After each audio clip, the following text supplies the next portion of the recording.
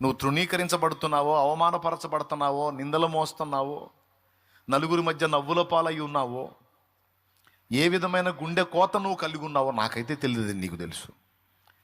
పర్సనల్గా నువ్వు ఎంత ఏడ్చుకుంటున్నావో నీ దీనస్థితిని బట్టి, రహస్యమందు నువ్వు ఎన్ని కన్నీళ్లు గారుస్తున్నావో, ఎంత ఆక్రోశిస్తున్నావో, అలమటిస్తున్నావో ఆయనకు తెలుసు. ఇక్కడ గమనించాల్సింది ఏంటంటే, అన్యాయం అయిపోతున్న నిన్ను దేవుడు గమనిస్తున్నాడు. నీకు జరిగిన అన్యాయానికి కారకులు ఎవరో కూడా చూస్తున్నాడు.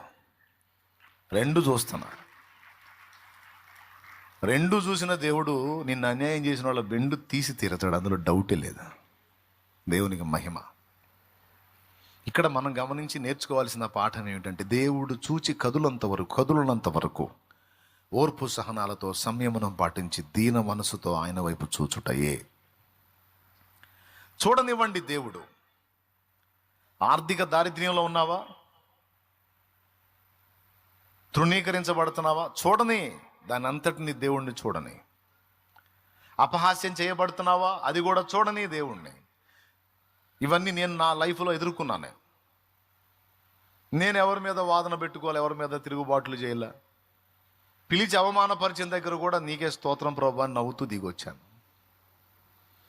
పిలిచి అవమానపరిచిన దగ్గర కూడా నీకే స్తోత్రం నాయనాన్ని చూసి నవ్వుతూ దిగొచ్చాను. దేవుడు ఆయన చేసిన కార్యం ఏంటంటే, పిలిచి అవమానపరిచిన వాళ్ళు అక్కడే ఉన్నారు, వెళ్ళు అని తృణీకరించిన వారు అక్కడే ఉన్నారు.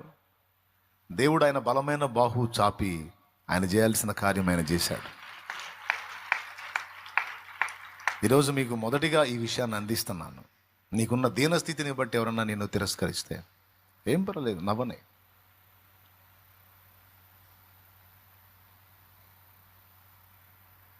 చిన్న పాకాలో నేను పరిచయం చేసేటప్పుడు దాన్ని బట్టి కొంతమంది ఎగతాళి, ఉండే నివాసం కూలిపోతే దాన్ని బట్టి కొంతమంది ఎగతాళి,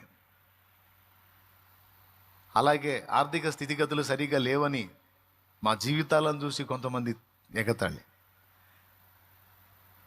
మా పరిస్థితులు చూసి, నా స్థితి చూసి ఏం పర్వాలా, అన్ని దేవుడికి అప్పచెప్పుకొని నీకే స్తోత్రం నాయన అని ముందుకు సాగిపోయాను.